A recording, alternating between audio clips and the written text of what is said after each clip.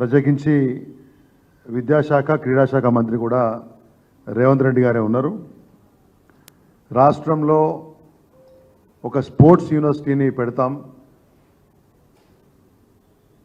అన్ని రకాల శిక్షణా సంస్థల్ని,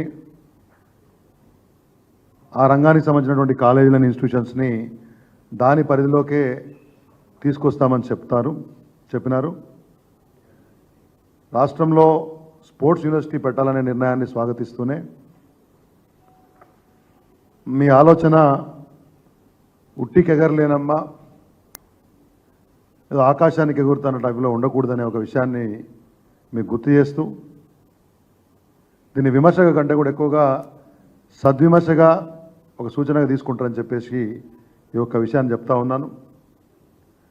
కేసీఆర్ గారి ప్రభుత్వం ఉన్నప్పుడు మన రాష్ట్రంలో ప్రత్యేకించి హైదరాబాద్లో దోమలగూడలో ప్రభుత్వ వ్యాయామ విద్యా కళాశాల ఉంది, government college of physical education.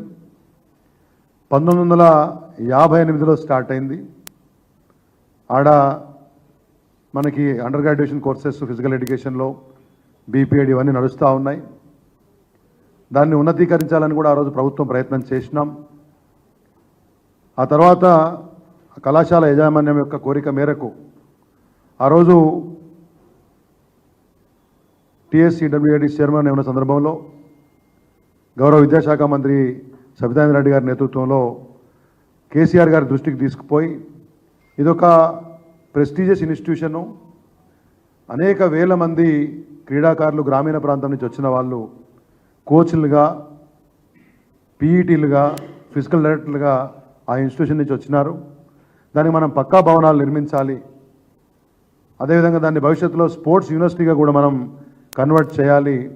ఇది ఒక కాంప్రహెన్సివ్ ప్రోగ్రామ్ తీసుకోవాలంటే ముందుగా కేసీఆర్ గారు ఆ ప్రాంగణం government college of physical education Domalguda 10 ఎకరాల పైనే ప్రాంగణం ఉంటుంది. వారికి ఆ రోజు చెప్పినాం, అది ఎంకరేజ్మెంట్ కూడా కొంత గురయ్యే అవకాశం ఉంది కాబట్టి దానికి ప్రయోగం కూడా కానివ్వండి, అడ్మినిస్ట్రేటివ్ బిల్డింగ్ కానివ్వండి, హాస్టల్స్ కానివ్వండి, మొత్తం శిథిలమైపోయినాయి, డెవలప్డ్ కండిషన్లో ఉన్నాయి, చాలా ఇబ్బందులు ఉన్నాయని చెప్తే తొలి విడతగా పక్కా భవనాల నిర్మాణ కోసం అడ్మినిస్ట్రేటివ్ బిల్డింగ్ అండ్ హాస్టల్స్ కోసం 20 కోట్ల రూపాయలు ఆ రోజు మంజూరు చేసినాం. టీఎస్ఈడబ్ల్యూఐడిసి తెలంగాణ రాష్ట్ర విద్యా మౌలిక సదుపాయాల అభివృద్ధి సంస్థకి నేను చైర్మన్ ఉన్నాను. దానికే ఆ రోజు నిర్మాణ బాధ్యతలు అప్పచెప్పినారు. ఎందుకంటే ఈ particular institution school education department పరిధిలో ఉంది, అంటే పాఠశాల విద్యాశాఖ పరిధిలో ఉంది. కాబట్టి టీఎస్సీడబ్ల్యూడిసికి ఆ రోజు బాధ్యతలు అప్పచెప్పినాం. టెండర్ కూడా కాల్ఫర్ చేసినాం. ఆ తర్వాత ప్రభుత్వం మారిన సందర్భంలో మరి కొత్త ప్రభుత్వం అలా క్రీడలను బాగా ప్రోత్సహిస్తామని చెప్పినటువంటి ప్రభుత్వం ఆ విషయాన్ని పట్టించుకోలేదు, కనీసం టెండర్ ఓపెన్ చేయలేదు. దానికి సంబంధించి విద్యాశాఖ కూడా పట్టించుకోవట్లేదు. అనేక మార్లు నేను విద్యాశాఖ ఉన్నతాధికారులను కాంటాక్ట్ చేసే ప్రయత్నం చేశాం, సరైన స్పందన రాలేదు. మరి ముఖ్యమంత్రి గారికి కూడా గతంలో వారికి ఒక లెటర్ రాసినాం నెల క్రితం.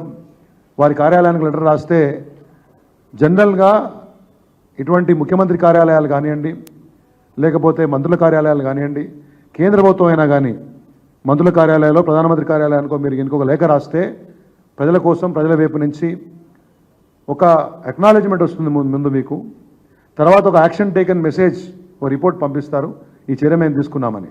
కానీ మరి కొత్తగా వచ్చినటువంటి కాంగ్రెస్ ప్రభుత్వంలో ఈ సంస్కృతి ఉన్నట్టు నాకేం కనబడట్లేదు. ముఖ్యమంత్రి గారి కార్యాలయానికి లెటర్ రాస్తే కూడా దీనికి సంబంధించి ఏమాత్రం స్పందన రాలేదు.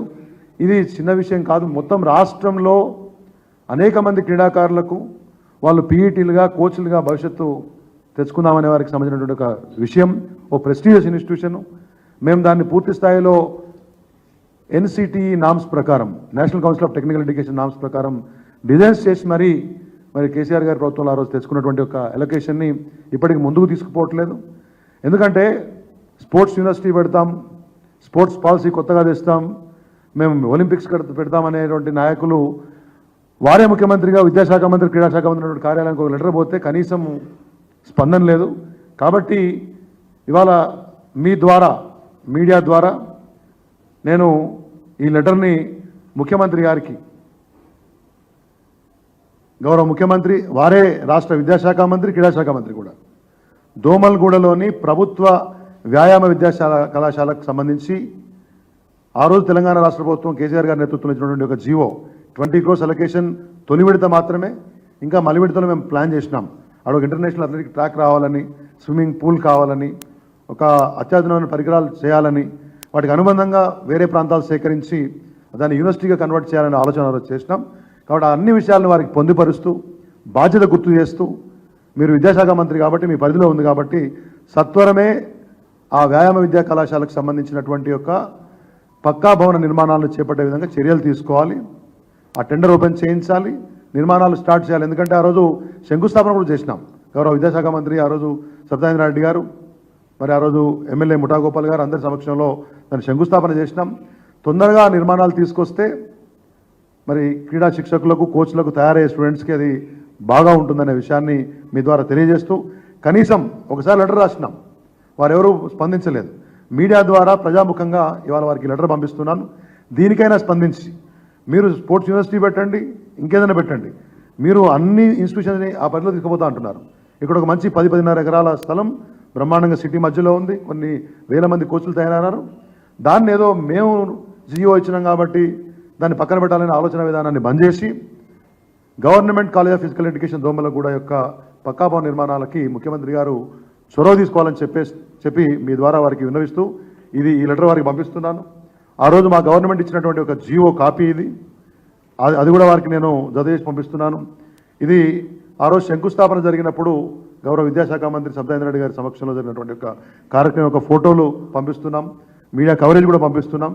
కాబట్టి ఖచ్చితంగా ఈ యొక్క విషయాన్ని ముఖ్యమంత్రి గారి యొక్క కార్యాలయం, ముఖ్యమంత్రి గారు సీరియస్గా తీసుకొని స్పందించాలని చెప్పేసి కూడా మీ ద్వారా కోరుతున్నాను. ఆ తర్వాత దాన్ని మీరు స్పోర్ట్స్ యూనివర్సిటీకి అఫిలియేట్ చేసుకోవచ్చు అనే విషయాన్ని కూడా మీ ద్వారా తెలియజేస్తూ ధన్యవాదాలు. Thank you. ఈ కాపీస్ అందరికీ